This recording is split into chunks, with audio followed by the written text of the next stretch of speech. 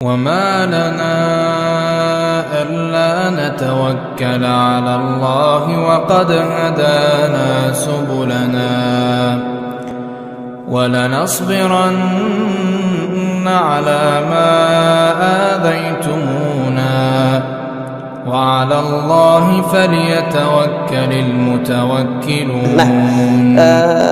Kita kembali kepada pembahasan yang akan kita bahas malam hari ini, yaitu hadis Jabir ibn Abdullah. Qala al-Hafidz Ibnu Hajar rahimahullahu anhu, dari Jabir ibn Abdullah radhiyallahu an, beliau mengatakan kana an-nabiy sallallahu alaihi wasallam, Nabi sallallahu alaihi wasallam ketika berwudu, adaral ma'a ala mirfaqaihi, beliau itu meliputi air itu mengelilingi mirfaq. Mirfaq ini siku. Ketika berwudu beliau mengelilingkan air. Adara itu mengelilingkan, berarti apa? Ya, membasuh keseluruhan mirfaqnya ini, baik yang sebelah punggung ini maupun yang sebelah dalam ini, mirfaqnya kena. Nah, mirfaq itu apa tadi? Siku. Akhrajahu ad-Daruqutni, diriwayatkan oleh al-Imam ad-Daruqutni rahimahullah. Nah, bi isnadin dhaif, tetapi dengan sanad hadis yang dhaif. Adapun sebab kedhaifan dari sanad hadis ini, di dalam sanad hadis ini ada seorang perawi yang bernama Al-Qasim ibn Muhammad ibn Abdullah ibn Muhammad ibn Aqil Al-Hashimi. Para ulama hadis itu menyatakan bahwasanya Al-Qasim ibn Muhammad Al-Hashimi ini mungkarul hadis, atau banyak meriwayatkan hadis-hadis yang mungkar. Nah, di antara yang diingkari adalah hadis ini. Artinya beliau menyendiri dalam periwayatan ini, tidak didapati perawi hadis yang lain yang juga meriwayatkan dengan hadis yang senada ini dari Jabir ibn Abdullah. Nah, ini yang menjadi sebab kedhaifan dari hadis ini. Nah, kemudian lantas bagaimana dengan permasalahan yang kita bahas ini? Apakah kalau hadis ini dhaif, kita berwudunya tidak membasuh mirfaq gini kan? Nah, baru di sini kita masuk dalam pembahasan fikihnya. Dalil fikih itu tidak satu-satunya hadis saja. Tetapi dalil fikih itu kan kita lihat dari Al-Qur'an, kita lihat kemudian dari sunnah Nabi sallallahu alaihi wasallam. Nah, kita lihat di dalam ayat Al-Quran, ayat wudu, yaitu surah Al-Ma'idah ayat yang ke-6. Allah subhanahu wa ta'ala berkalam bagaimana ketika memerintahkan untuk berwudu. Allah subhanahu wa ta'ala memerintahkan faghsilu wujuhakum, basuh wajahmu. Kemudian apa? Wa aydiyakum ilal marafiq.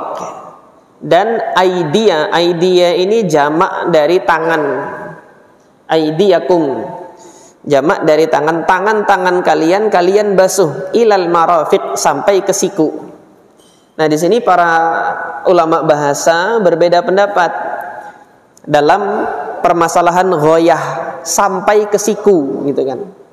Dalam pernyataan sampai ke siku, sampai itu apakah siku ikut masuk di dalamnya, atau siku itu bukan bagian dari tangan gitu. Jadi yang dibasuh tangan, batasannya itu sampai siku, dan siku itu apakah bagian dari tangan atau tidak yang diperintahkan untuk dibasuh. Nah, di sini para ulama bahasa berbeda pendapat. Nah, sebagian ulama bahasa menyatakan bahwasanya ila itu fagsilu wujuh wa aydiyakum ila, kan Al-Qur'an mengatakan ila itu sampai. Maknanya kalau kita terjemahkan ke dalam bahasa Indonesia sampai. Tetapi di dalam bahasa Arab, huruf-huruf yang seperti ini itu punya makna banyak. Jadi ada khazanah tersendiri dalam mempelajari ini, ada fun tersendiri dalam mempelajari ini. Mungkin dalam munasabah ini saya sampaikan faidahnya ke antum sekalian. Nanti yang mau lihat lebih lanjut lagi tentang ma'ani al-huruf, jadi makna-makna dari huruf-huruf dalam bahasa Arab makna ila, makna ala, makna li, kemudian makna ini. Ada satu buku, satu kitab yang saya bersyukur Allah Subhanahu wa taala mempertemukan saya dengan kitab ini.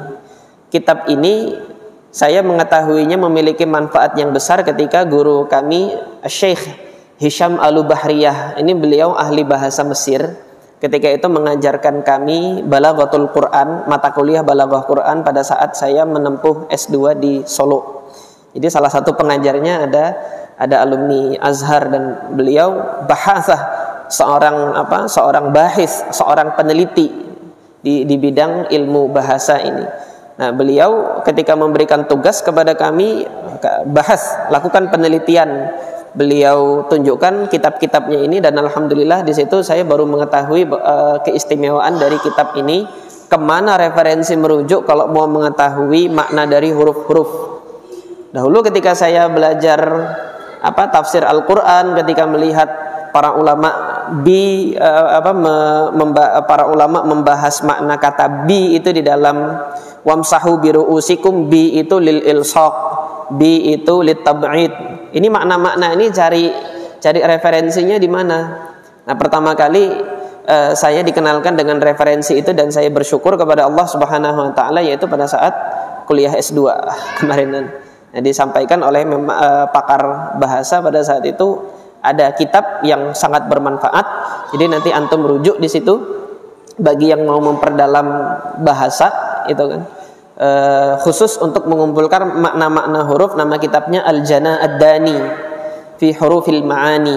Dan silahkan nanti antum merujuk ke kitab itu. Nah, ini sebagai faidah tentang referensi kalau nanti kita mau mencari makna-makna dari huruf-huruf di dalam Al-Qur'an atau bahasa Arab secara umum. Nah, tentunya referensinya selain ini juga ada banyak gitu loh. Referensi tentang huruf-huruf tentang ma'ani al-huruf itu ada banyak, tetapi salah satunya yang saya mendapatkan manfaat besar dari studi saya yaitu di kitab Al-Jana Ad-Dani fi Hurufil Ma'ani.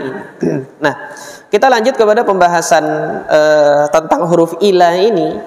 Para ulama lughah ini sebagaimana disampaikan oleh Al-Imam An-Nawawi rahimahullah ketika membahas tentang ini, ada dua pendapat di tengah-tengah kalangan ulama lughah atau ulama bahasa tentang makna ila. Untuk ayat ini, pendapat yang pertama menyatakan bahwasanya ila ini maknanya ma'a itu dengan. Jadi ketika Allah Subhanahu wa taala berkalam, basuhlah tangan kamu ilal marafiq, maknanya ma'al marafiq. Ma'a itu bersama dengan. Basuhlah tangan kamu bersama dengan siku. Jadi begitu. Nah, kalau memang makna ila di sini adalah makna ma'a yang artinya bersama, ini nggak ada masalah, selesai gitu loh. Tetapi di dalam bahasa Arab ila juga punya makna lain gitu loh. Makna yang kedua untuk ila adalah ila lil ghayah. Ila untuk menunjukkan suatu tujuan. Nah, tujuan dari sesuatu itu apakah dia masuk di dalam perintah atau tidak? Nah, di situ ada khilaf di tengah-tengah para ulama. Jadi ketika saya katakan saya berjalan menggunakan kendaraan bermotor dari Samarinda ke Tenggarong. Pertanyaannya, apakah seluruh Tenggarong itu saya harus kelilingi semuanya untuk menyatakan bahwasanya pernyataan saya ini benar, atau cukup ketika saya menginjakkan kaki di gerbangnya itu aja saya udah sampai Tenggarong, saya sudah dapat kategori masuk sudah sampai ke Tenggarong, atau saya harus kelilingi semua sampai pulau-pulau Kumalanya itu saya injak semua kaki saya injakkan ke situ semua, baru saya dikatakan telah sampai Tenggarong. Menurut antum gimana? Saya dikatakan sudah sampai ketika sudah di mana? Di gerbang aja kan? Berarti nggak seluruhnya toh. Nah, maka tangan juga begitu gitu loh. Kata sebagian ulama yang mengatakan ini nggak sampai. Cukup sampai perbatasan tangan, sikunya nggak ikut dibasuh, nggak apa-apa, itu udah sah. Ini pendapat yang lain tadi yang mengatakan bahwasanya ila ini maknanya ghayah. Tapi nanti dulu. Kata siapa? kata jumhur ulama, mayoritas ulama dari madhab al-Imam Abu Hanifah, kemudian al-Imam Malik dan al-Imam Asy-Syafi'i, dan kemudian di dalamnya termasuk al-Imam Ahmad ibn Hanbal, 4 madhab, dan semua ulama. Imam Nawawi di sini mengatakan wa hadza madhhabul ulama ikafah, ini madhab para ulama semuanya, kata al-Imam An-Nawawi di sini di dalam kitab beliau Al-Majmu'. Kecuali nanti saya akan sebutkan siapa-siapa saja nanti para ulama yang menyatakan siku ini nggak ikut dibasuh gitu. Jumhur ulama mengatakan ayat ini meskipun ila itu maknanya adalah ghoyah, ini menunjukkan siku ikut dibasuh. Kenapa? Karena dalam pengucapan bahasa Arab, kalau batasan akhir atau tujuan atau ghoyah itu merupakan bagian dari sesuatu yang dikatakan dalam ucapan itu, maka dia ikut masuk. Jelas ini atau bingung? Di sini kan dikatakan tangan ya, basuhlah tangan kamu sampai siku. Siku itu bagian tangan atau bukan? Dia bagian tangan. Kalau dia bagian tangan, maka kata-kata sampai siku ini menunjukkan siku harus masuk di situ. Ini sepakat para ulama bahasa demikian. Tetapi kalau ada ucapan ghoyah gitu kan dengan menggunakan ila, dengan menggunakan kata ila dan kata-kata yang lainnya, kalau dalam pengucapan itu tujuan ini bukan bagian dari perjalanan tersebut, maka tujuan itu tidak masuk. Seperti tadi kata-kata saya berjalan dari Samarinda ke Tenggarong. Tenggarong itu bukan bagian dari Samarinda, makanya nggak perlu harus semua Tenggarong saya kelilingi untuk menyatakan saya sudah sampai, gitu loh. Karena Tenggarong bukan bagian dari Samarinda. Nah, tapi dalam ucapan ini, dalam ayat ini, Allah Subhanahu Wa Taala, basuhlah tangan kamu sampai siku. Karena siku itu bagian dari tangan, maka tangan masuk ke dalam perintah untuk membasuh tersebut. Nah, ini jawaban jumhur ulama terhadap pendapat yang menyatakan bahwasanya siku nggak ikut dibasuh. Nah, mungkin antum penasaran siapa aja sih ulama yang menyatakan siku itu tidak ikut dibasuh. Nah, Al-Imam An-Nawawi rahimahullah di sini menukilkan dari 2 orang ulama. Ulama yang pertama namanya Al-Imam Zufar. Zufar ini mungkin sering nanti disebutkan di dalam kitab-kitab fikih, hadza qaulu Zufar, qaulu Zufar, qaulu Zufar. Al-Imam Zufar ini sebenarnya salah satu dari muridnya Imam Abu Hanifah, tetapi beliau punya pilihan madhab fikih tersendiri, yang beliau punya ijtihad tersendiri, dan berlepas dari koridor usul madhabnya Hanafiyah gitu loh. Memang sebelumnya belajar kepada ulama Hanafiyah, tetapi kemudian beliau punya usul atau standar kaidah madhab sendiri gitu loh.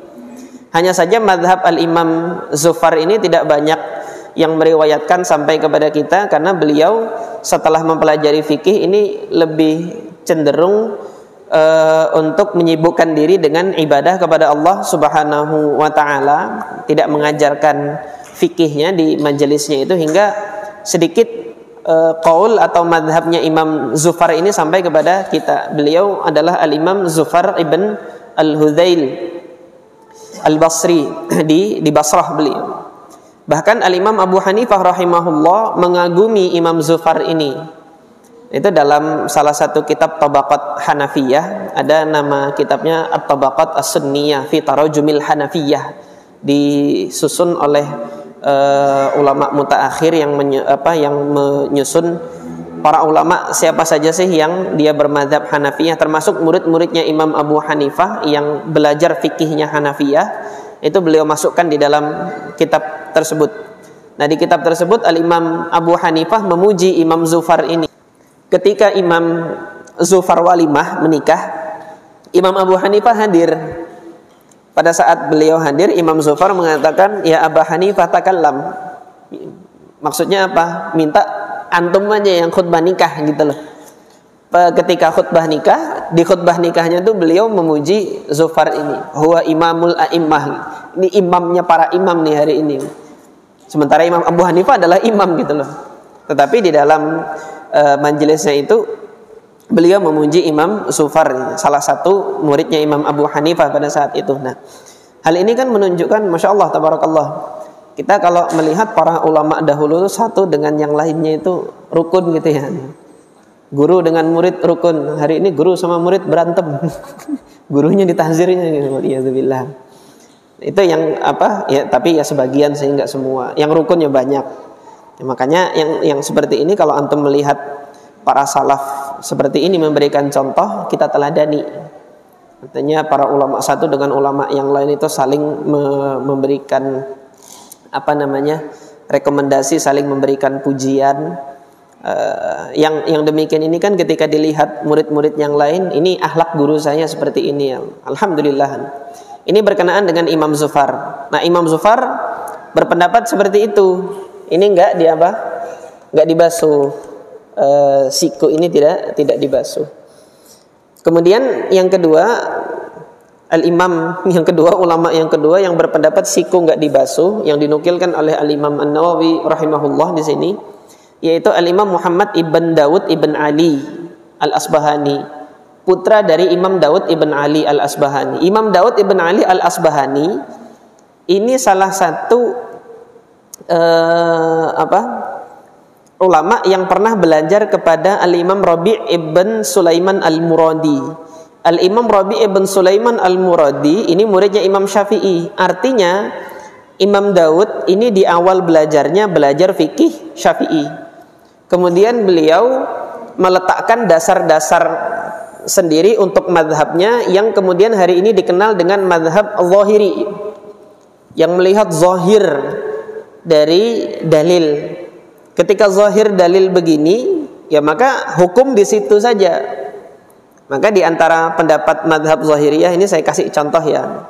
Di antara pendapat madhab Zahiriyah, bagaimana mereka melihat fikihnya hadis jilatan anjing.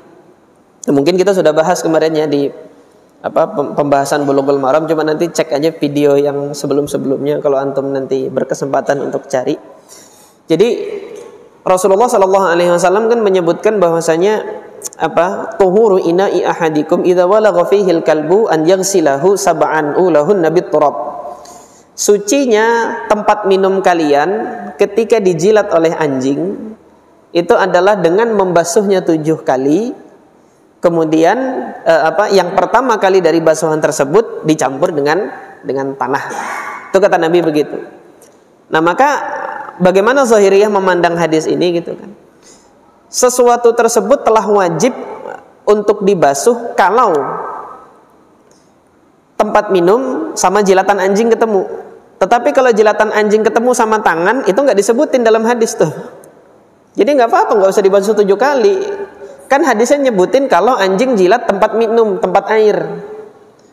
Hadis tidak menyatakan anjing menjilat tangan. Jadi kalau jilat tangan nggak apa-apa. Gimana menurut antum? Ya, ini pendapat beliau. Zahiriyah seperti itu. Pandangannya demikian.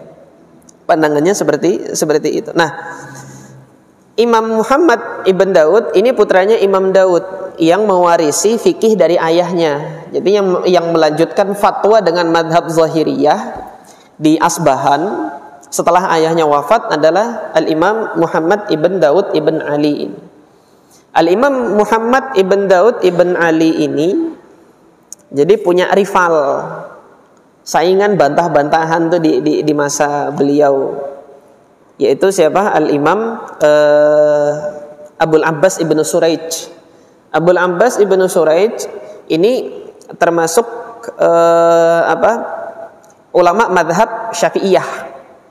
Al-Imam Abul Abbas ibn Suraij ini termasuk ulama madhab Syafi'iyah yang pada saat itu di Irak ya, di Baghdad dikenal sebagai Imamul Iraqaini, imamnya ahli Irak di masa beliau itu, dan beliau berpegang dengan madhab Syafi'i.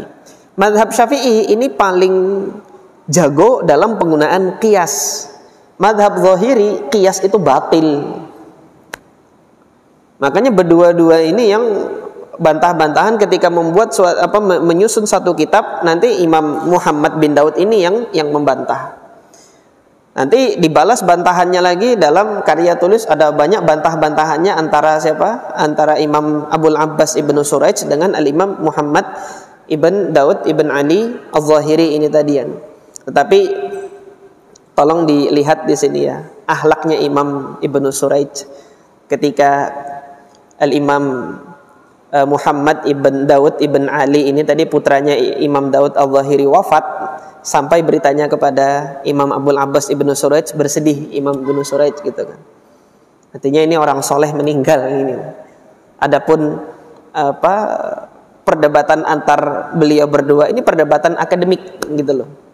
Tidak sampai pada taraf saya memfasik-fasikkan dia atau menyesat-nyesatkan dia, nggak sampai. Tetapi ini perdebatan dalam hal metodologi pengambilan kesimpulan hukum. Jadi metodologi pengambilan kesimpulan hukumnya ini saya nggak sepakat di sini. Nanti yang sana juga demikian, saya nggak sepakat metodologi pengambilan kesimpulan hukum yang seperti ini. Tulis bantahan ini, bantahan ini. Nah, kita lihat para ulama dahulu ketika bantah berbantah, tapi ukhuwah di dalam hati mereka itu masih ada gitu loh. Ini yang mungkin harusnya kita teladani. Ya silahkan antum bantah-bantahan gitu. Tetapi ketika bantah-bantahan itu menjadikan sebagian dari antum itu memutuskan silaturahim, maka bantah-bantahan ini menjadi jalan, menjadi zari'ah kepada apa? Kepada satu keharaman. Keharaman itu apa? Mutus silaturahim kan keharaman. Tetapi di sini Al-Imam Muhammad Ibn Daud Al-Zahiri dengan Al-Imam dengan Al-Imam Abul Abbas Ibnu Suraij tidak putus silaturahim mereka berdua, meskipun aktivitas keseharian mereka ada munazarah atau berbantah-bantahan dalam perkara akademik di bidang fikih ini tadi ya. Nah, inilah dua ulama tadi yang berpendapat bahwasanya siku itu tidak ikut dibasuh di dalam wudu. Nah, berdasarkan dua pendapat ini, Allahu taala a'lam, saya lebih cenderung kepada pendapat jumhur ulama. Kenapa? Yang pertama tadi kekuatan bahasa ya, kekuatan pemaknaan dalil dari segi bahasa, bahwasanya ila ini kalau memang dia maknanya lil ghayah, maknanya itu untuk menunjukkan suatu tujuan. Di sini tujuan tersebut adalah bagian dari perkara yang disebutkan di dalam kalimat itu, yaitu siku adalah bagian dari tangan.